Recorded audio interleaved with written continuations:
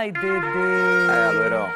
Pois é, desde dezembro de 2017, 11 jogos que o São Paulo não perdia para o Corinthians no Morumbi. Tava difícil ser quebrado o tabu. E não é que Lázaro e seus comandados venceram o Tricolor por 2-1. Ronaldão deve estar em outro mundo até agora, não é? Deve estar comemorando, que eu conheço bem. Denilson. Fala, loirão. O Corinthians teve muito menos chances. O São Paulo, na hora que tem que ser decisivo da finalização, peca nesse quesito, não é de hoje. E deixou o Timão, com 2 gols do Adson, vencer o jogo. E olha que foi até melhor no finalzinho loirão. do segundo tempo. Foi, o segundo tempo foi melhor, acho, no geral, pro São Paulo, até porque o Corinthians passou a usar ainda mais o contra-ataque, se defendeu muito bem. O Corinthians fez um jogo sem bola muito interessante, precisava, né, quebrar esse tabu de tantos anos sem vencer no Morumbi. O segundo tempo do São Paulo eu gostei. O primeiro tempo também não achei que o São Paulo jogou mal, mas aí você foi cirúrgica, como foi o Corinthians, né? O Corinthians aproveitou as oportunidades, o que o São Paulo não conseguiu fazer. O São Paulo conseguiu construir algumas oportunidades, conseguiu finalizar, mas aí falta um pouquinho mais de frieza na finalização. No segundo tempo a gente viu o São Paulo com mais volume do jogo. Agora o Alan Franco, quando dá aquele bote errado no Roger Guedes, aí o Adson acaba fazendo o gol sendo protagonista. Eu acho que tem alguns detalhes do jogo, num jogo como esse, que é um jogo grande, que é um clássico, e quando a gente fala que esse tipo de jogo é decidido no detalhe. São essas situações que mostram pra gente que é definido no detalhe. O Alan Franco acompanha a jogada com o Roger Guedes, não ia acontecer nada no lance. Ele vai lá e dá o bote desnecessário. O Roger Guedes, inteligente, consegue o espaço e o cruzamento. Acho que faltou um pouquinho mais de tranquilidade para o Nestor. Eu falei aqui no começo do programa, termina um ano jogando mal, começa um ano jogando mal. É começo de temporada? É. Mas, poxa, é um jogador que já está há muito tempo no São Paulo e o Rogério confia nele, que é o titular absoluto da posição. E o Luciano, mais uma vez, protagonista. Gostei eu não tinha visto ainda, até porque eu estava de férias, não tinha visto a atuação do Pedrinho. Ele entrou no segundo tempo e ele realmente é esse jogador faísca, né? Que ele gosta do mano a mano. Eu acho que vai ser um jogador importante aí ao longo da temporada para o São Paulo. Pedrinho fez o primeiro gol com a camisa do São Paulo diante da Portuguesa, né? Uma goleada do Tricolor.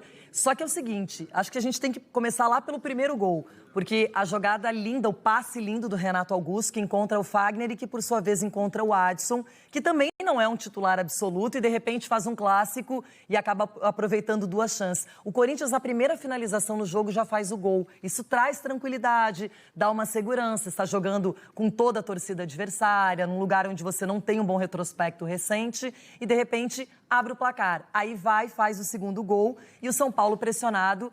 O Rogério é obrigado a colocar o Luciano como atacante, porque ele parece demonstrar que quer o Luciano mais como um 10, como um condutor de jogadas. Mas eu só te pergunto o seguinte, um jogador decisivo, que é ex-corintiano como o Luciano, não deveria ter sido titular? Eu desde já há algum tempo eu tenho falado do condicionamento do Luciano. Fisicamente ele sofre um pouco, porque é um jogo muito intenso esse jogo que o Rogério Ceni quer. E aí eu acho que o Luciano sofre um pouquinho por causa dessa intensidade. Se eu pudesse escolher, eu preferia o Luciano um pouquinho mais perto do gol, mais perto do Caleri. Que ele tem qualidade para ser o 10 do São Paulo, para jogar como um armador, ele tem. Mas não sei se é a posição que ele se sente confortável. Eu acho que ele se sente confortável mais perto do gol, mais dentro da área, mais finalizador como ele é. Desses atacantes que o São Paulo tem, para mim é o melhor finalizador. Dos atacantes que o São Paulo tem. O Caleri é um bom jogador? É brigador? Mas precisa ter um Luciano ali próximo dele. Olha que engraçado, o São Paulo contratou tantos estrangeiros que não consegue colocar todo mundo na súmula para jogar uma partida. Então ele tem que optar por algum que não vai participar do jogo. Nesse caso, foi o Galopo, que é o artilheiro do São Paulo no Campeonato Paulista, que jogou na função do Caleri, improvisado como centroavante, e fez gols, não é, em partida anterior. E agora ele nem no banco estava. Então eu pergunto para você também, o que será que o Rogério quis fazer com isso? Qual foi a justificativa? E ele mesmo vai responder. Bora. É claro que é triste você deixar Neves e Galopo fora, se numa totalidade de 23 atletas, eles poderiam estar dentro sem dúvida nenhuma, poderiam estar dentro dos 23. Talvez um erro nosso até de planejamento, né? Ter esses jogadores e não poder utilizá-los. Para utilizar o Galopo, eu tenho que tirar um desses jogadores. E eu não tenho nenhum lateral direito, e ele não joga de lateral direito, o Galopo. E serão anos difíceis para o São Paulo. Ai, Rogério, será? Calma, vai começar de temporada, não é? São Paulo é líder do grupo, mas não é legal perder um clássico, ainda mais no Morumbi. A torcida fazendo um papel lindo, não é? 54 mil pessoas no Morumbi. Bonito. Agora, isso é bonito demais. Bonito. Já começou o campeonato com um público enorme de 45 mil pessoas para um 0-0 contra o Ituano. Agora, voltando para o jogo, o Orejuela, o que acontece? Nem o Rafinha, nem o Igor Vinícius e nem o Moreira estão disponíveis, todos fora. Então, ele tem que usar o Orejuela. Ou ele tem que improvisar como ele fez na estreia do Caio Paulista, que é jogador que às vezes atua na lateral esquerda, mas ontem atuou como lateral direito improvisado quando entrou no jogo e jogou até melhor que o Orejuela. Porque se entra no segundo tempo, o time está mais retraído, no caso do Corinthians, tem um pouquinho mais de liberdade pelos lados do campo. O Caio, eu gostei dessa contratação, acho que é um jogador também que vai poder ajudar bastante o São Paulo, mas na posição de origem, ou ali como um lateral esquerdo, auxiliando ali o Wellington, que é o titular da posição, um pouquinho mais avançado também pelo lado esquerdo. Ontem ele acabou sendo improvisado, mas por causa desse sistema tático do Corinthians no segundo tempo de recuar um pouquinho mais, ele teve um pouquinho mais de liberdade. Agora, o Rogério Ceni também na coletiva falou sobre a força mental que o Orejuela tem que ter, porque o Orejuela ontem acabou sendo vaiado no campo. Tecnicamente, eu até acho que ele é um bom jogador, mas eu acho que ele está, psicologicamente, eu acho que ele não está conectado com o time. Foi engolido pelo Roger Guedes, também ele que ganhou todas, né? Não teve jeito. Agora, o Galopo, se estava tão bem, se estava fazendo gols mesmo improvisados, jogando bem, às vezes num clássico você tem que ter força máxima. Acho que ele até admitiu que faltou talvez um planejamento da comissão técnica e é bom repensar isso para os próximos jogos. Isso até por causa da confiança, né? O Galopo foi questionado na temporada passada. Então ele começa a temporada bem, jogando, tendo espaço, fazendo gol. E aí fica ali o erro no planejamento, principalmente para esse clássico. Já no debate a gente vai estender esse assunto, vitória do Timão, importante para o Fernando Lázaro, para o Paulistão e também ganhar dentro do Morumbi. Ulisses, você está fazendo um favor para a dupla Denilson e Sgarbi, porque os dois estão tristes, Chegou bem, João. Chegou bem, João. Mais de 54 mil São Paulinos no Morumbi, torcida única. E o Corinthians, após quase 6 anos, volta a vencer no Morumbi. 2 gols do Adson no primeiro tempo. Sofreu um pouquinho na segunda etapa. Mas, tentaram estamos atrapalhar, mostrando aqui alguns lances da partida. Sgarbi, você estava lá. Você sentiu na pele a derrota no clássico. O Bandeira é primo do Sgarbi, viu, esse Bandeira aí? Por quê? Eu tava ali atrás dele, já tava falando, impedimento. Não, mas, Rê, pra mim são algumas questões nesse jogo assim que definem o resultado. Lógico que é começo de temporada, tudo.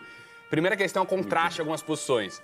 São Paulo tem o Orejuela, que com todo respeito ao jogador, é um dos piores laterais que eu já vi no São Paulo. Todo respeito. Não dá, gente, não dá. Com todo respeito. Não, mas ele é educado. É o quarto lateral direito de São Paulo. Tá Rafinha machucado, Igor Vinícius e Moreira machucado também.